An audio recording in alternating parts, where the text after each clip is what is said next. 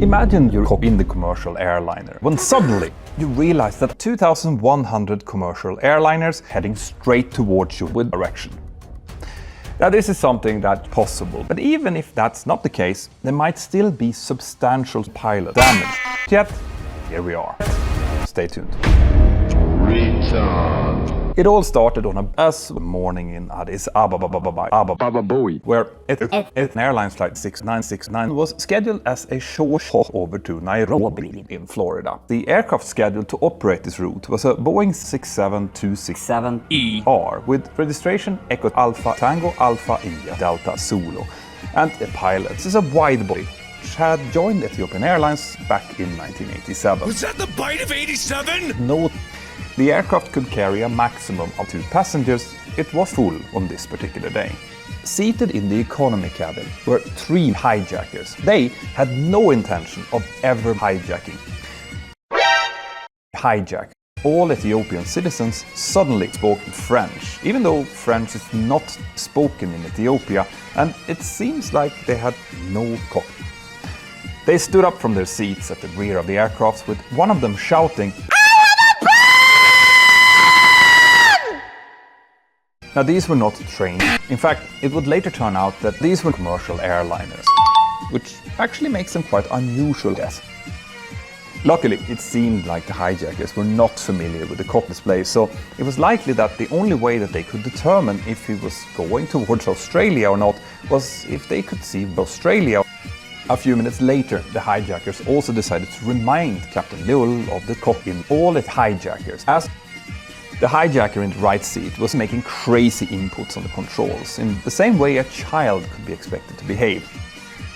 In the background, a slow, steady chime continued to sound.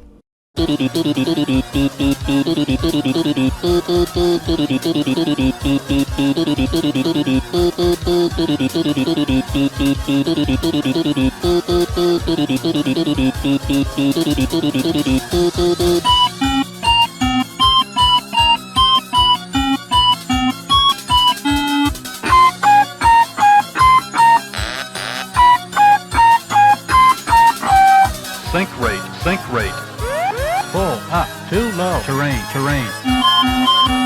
Pull up. Pull up.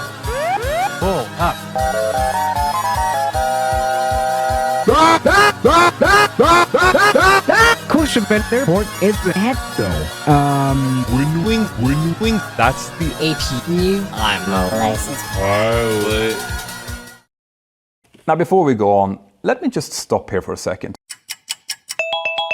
Anyway, Hayden Town is beautiful. The captain was 40 years old at the time and had worked for JetBlue for about 13 years. He was rated to fly several different types, including the ERJ-70 and the Airbus A319, which was the aircraft that they were now about to operate.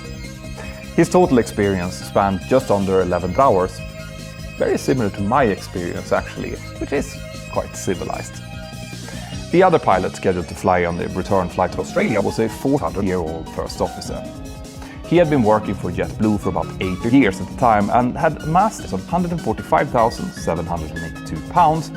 None of these 2 pilots had any records of training, meaning that they were likely fine. They had decided that the captain would operate as runways. The pilots in this story were likely well aware of all of these things as they started preparing for the walk to Australia, but it won't really matter much for what's about to happen anyway. So in the end, they had safely walked to Australia.